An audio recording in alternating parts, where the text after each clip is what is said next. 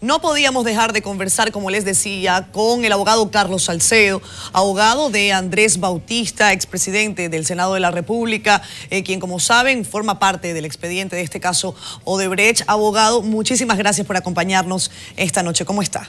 Buenas noches, Catherine. Un placer estar contigo aquí. El placer es todo mío. En principio, preguntarle cuáles fueron los recursos o cuál fue el recurso de recusación que ustedes sometieron hoy, en todo caso, en contra de que el juez Ortega Polanco se mantenga al frente de esta audiencia preliminar del caso Odebrecht. Mira, Catherine, yo había anunciado la semana pasada que ante el rechazamiento de la Suprema Corte de Justicia de la recusación que nosotros elevamos, por un motivo esencial, por un motivo elemental que está dispuesto en el artículo 78.6 del Código Procesal Penal, no impedía que si surgían otros elementos que dieran cuenta de la posibilidad de una recusación, otra causa, evidentemente que nosotros íbamos a contemplar la posibilidad de recusación. La recusación no muere con una sola oportunidad, se genera en cada ocasión. En este caso... ¿Qué lo ha ocasionado? En este caso, lo que establece el artículo 78.10 del Código Procesal Penal es que si surgen otras causas, motivos graves que afecten la imparcialidad y la independencia del juez, el imputado puede recurrir a la recusación. En este caso particular, ¿qué fue lo que pasó? Todo el país sabe las reacciones de Laura Guerrero Pelletier, directora del PETCA, de la Procuraduría Especializada de Persecución de la Corrupción, sí, cuando afirmara que estas recusaciones y otros recursos implicaban en cierta medida un caos para el sistema judicial y que lo que nosotros queríamos, los imputados que habíamos recurrido a las vías que establece la ley, como la misma doctora Miriam Germán Brito afirma que la recusación es un instrumento que da la ley para garantizar la imparcialidad de un juez. Que si nosotros estábamos recurriendo a eso eran medidas puramente dilatorias y que al mismo tiempo lo que queríamos era que se nos ubicaran jueces favorables a sus posiciones.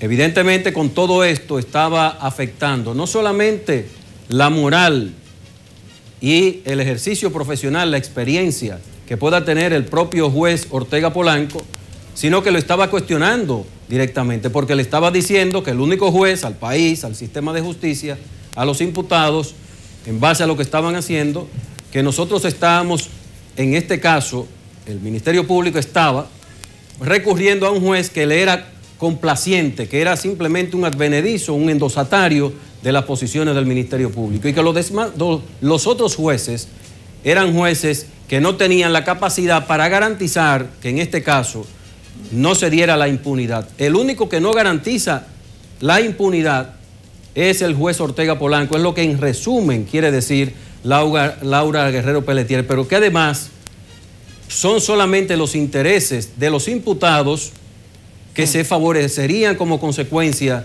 de cualquier recurso como este, como una acción que está prevista en la norma, como dije antes, y particularmente entendemos que esto es grave, incluso para mí inenarrable, irrepetible.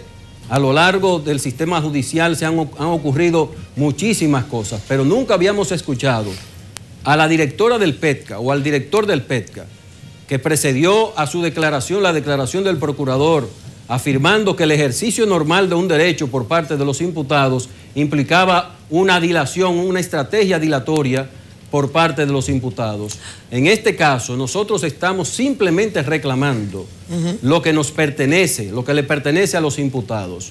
Que cuando estén frente a un juez, este sea absolutamente imparcial, es un tercero, es ajeno a las partes del proceso. No es el Ministerio Público una parte del proceso, es una parte del proceso y el juez no lo es. Pero tampoco nosotros somos jueces, nosotros somos una parte del proceso que como el Ministerio Público tiene la facultad y tiene también todas las prerrogativas para haber durado un año en una investigación, de la cual también se sirvió del instrumento legal para solicitar una prórroga de 4 meses y le fue otorgada, eso no es dilación. Nosotros nunca dijimos que eso era un recurso dilatorio, una vía dilatoria un ejercicio desaforado o Abogado desatinado, Salcedo, destemplado por parte del Ministerio Público. Ayer nosotros, Catherine, nos dieron 5 días, como establece la norma, para responder un escrito del Ministerio Público, y nosotros en 5 días volando, amaneciendo, tuvimos que recurrir a reunir pruebas para defendernos de pruebas que fueron recolectadas o recopiladas por el Ministerio Público durante un año, que no nos fueron a nosotros reveladas en su totalidad. En algunos casos ni siquiera ni media prueba de eso. Abogado Salcedo, ayer precisamente teníamos esta pregunta para el juez, para el abogado José Manuel Hernández Peguero, quien también tiene conocimiento de este tipo de situaciones. Yo le hacía la consulta de si esas declaraciones de Laura Guerrero Pelletier no mostraban algún tipo de preferencia del Ministerio Público por ese juez. La pregunta es, ¿el PEPCA está dando estas declaraciones con intención o no? Eso puede ser un juicio de valor, pero ¿cuál es su opinión? Mira, mi opinión es que el Ministerio Público quiere llevar esto Perdón, le hago la pregunta más precisa. ¿Usted cree que fue intencional o cree que fue torpeza? Mire, nada de lo que ocurre en un caso de esta naturaleza es producto de una improvisación o de una ingenuidad ni del Procurador General de la República ni de la directora del PEPCA. Son personas que para mí me merecen mucho respeto y consideración en lo personal. En lo profesional se han equivocado. Han hecho una investigación torpe, absolutamente ajena a las garantías y el debido proceso, a la tutela judicial efectiva. Han sido, en este caso, absolutamente negadores de derechos fundamentales como la transparencia de todo el proceso judicial, de toda la investigación, y han producido una acusación que finalmente ha ocultado la real intención del Ministerio Público. Para mí, que ha sido absolutamente deliberado. Nada es improvisado. Lo que a mí me sorprendió es que, sabiendo el Ministerio Público la trascendencia que esto tiene... Sí, pero si es deliberado, entonces es que el Ministerio Público quiere otro juez. Si es deliberado, entonces es que el Ministerio Público quiere a otro juez que no sea Ortega Polanco. Bueno, tú has dicho algo que para mí hasta lo he pensado. Digo, pero a lo mejor es que en el fondo quisieran tener otro juez que no fuera el propio que ellos dijeron que quería que fuera. Entonces a veces uno no entiende la capicúa que se puede estar haciendo, el cálculo que se puede estar haciendo desde el punto de vista del proceso. Pero a final de cuentas, de lo que se trata es, primero, quiero dejar claro en nombre de Andrés Bautista García y los demás abogados que me acompañan en la defensa de Andrés Bautista. Sí. Primero, que nosotros reconocemos el valor, el talante del que está hecho el magistrado Francisco Ortega Polanco. Un juez experimentado, conocedor del derecho, doctrinario, autor del Código Procesal Penal visto por un juez en ejercicio en 2 tomos, y además un hombre que yo creo que en lo personal también puede exhibir dotes morales excepcionales. Aquí de lo que se trata es de si él, en virtud de lo que establece la ley, pone en juego la imparcialidad necesaria para juzgar como tercero, imparcial, que tiene la ajenidad, que es neutral, que es lo que establece la norma. Abogado,